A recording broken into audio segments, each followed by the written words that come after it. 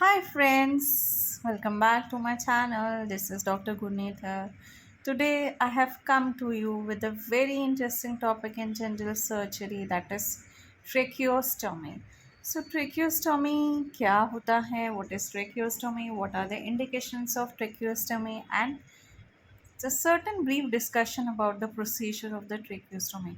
So सबसे पहले what is tracheostomy? So tracheostomy as a name itself suggests it's a making a hole in the trachea. Trachea के अंदर हम एक whole देते हैं जिसको हम ट्रेक्यूस्टोमी बोलते हैं। क्यों किया जाता है ट्रेक्यूस्टोमी?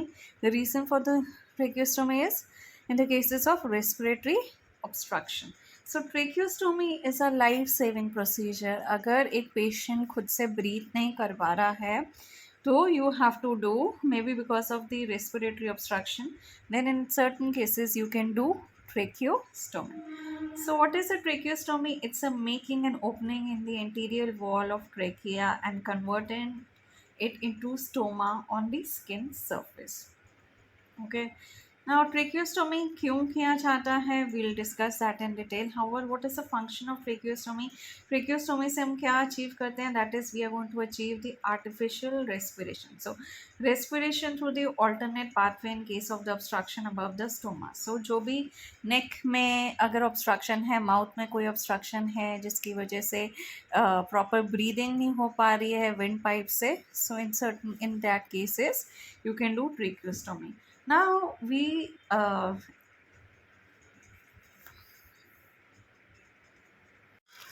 tracheostomy tube, it is inserted through the hole. So tracheostomy जहाँ पे हुई है, होल के अंदर से हम एक ट्यूब पास करते हैं जो कनेक्ट करते हैं हमारे लंग्स को for the breathing.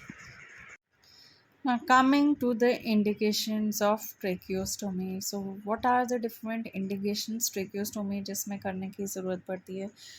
So the very important indication is respiratory obstruction. जैसे कि हमारा जब भी रेस्पिरेटरी सिस्टम में कोई भी ऑब्स्ट्रक्शन होगा तो ट्रेकियोस्टोमी करने की ज़रूरत पड़ सकती है। जैसे फॉर एग्जांपल इन्फेक्शंस हो सकते हैं पेशेंट्स को, रेस्पिरेटरी इन्फेक्शन कोई भी हो सकता है, जैसे कि रेस्पिरेटरी इनसफिशेंसी हो सकती है, लंग कंडीशंस जैसे एम्फाइसेमा, हमारे लंग्स में एम्फाइसेमा हो गया, ब्रोंकाइटिस हो गया, ब्रोंकिएक्टिस टैसिस हो गया है, जिसकी वजह से जो हमारे लंग्स का जो लंग्स बराबर से ब्रीदिंग नहीं हो पा रही है लंग से, उसमें हम ट्रेकियोस्टोमी करते हैं। Then other is Ludwig's angina. Ludwig angina क्या होता है? It is a kind of bacterial infection which occurs at the floor of the mouth or under the tongue. So Ludwig's angina में भी पूरा जो है angina में there is lot of swelling also in the patients, जिसकी वजह से breathing में obstruction हो सकती है. So there you need to do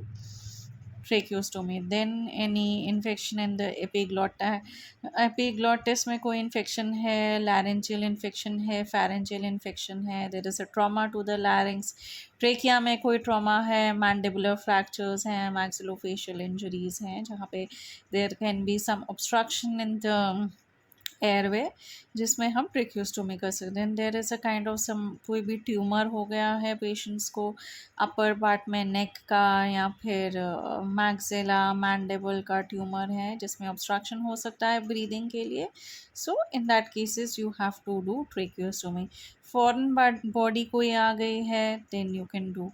then laryngeal oedema हो सकता है, कोई एलर्जी, इरिटेंट्स, रेडिएशन है, bilateral abductor vocal cord palsy, congenital anomalies like laryngeal web, cyst, fistula, bilateral choanal atresia.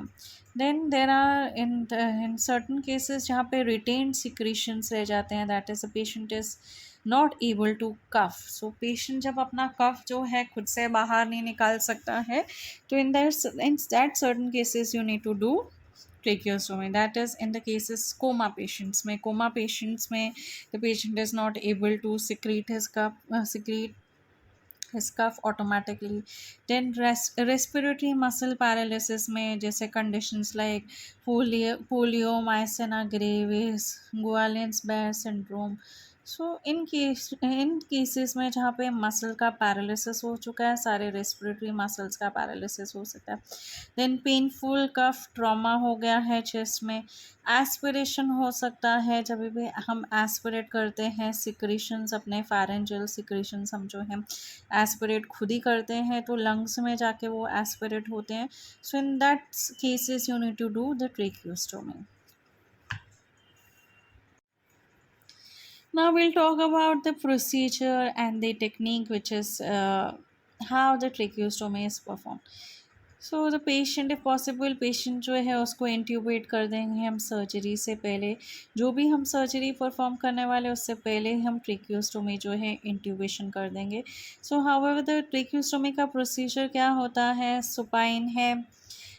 Supine position में नेक एक्सटेंड करके either it can be done under LA or general anesthesia. So depending upon the condition of the patient हम general anesthesia दे सकते हैं और may be local anaesthesia के under ही ये प्रोसीजर जो है वो परफॉर्म कर सकते हैं। Then the incision can be vertical और ट्रांसवर्स। सो ट्रांसवर्स इंसिजन दे सकते हैं, वर्टिकल इंसिजन दे सकते हैं। So first of all the trachea is expose. Veins जो हैं ऑन द सर्फेस या retracted, ligated, strap muscle separated and retracted upwards with the thyroid हो। Then 4% of xylocaine is infiltrated into trachea. फिर transverse sensation जो है हम देंगे between second and the third tracheal ring and extended upwards, and then second ends joined with another transverse incision. Appropriate size tracheostomy tube is placed cuff and inflated. So जैसे हमने वहाँ पे whole कर दिया है, जो appropriate size है tracheostomy के ट्यूब का वो प्लेस हो जाएगा अंदर। Then incision is sutured and dress. सो जो इंसिजन हमने दिया है उसके आसपास सूचर्स हम कर देंगे और ड्रेसिंग जो है वो दे सकते हैं हम।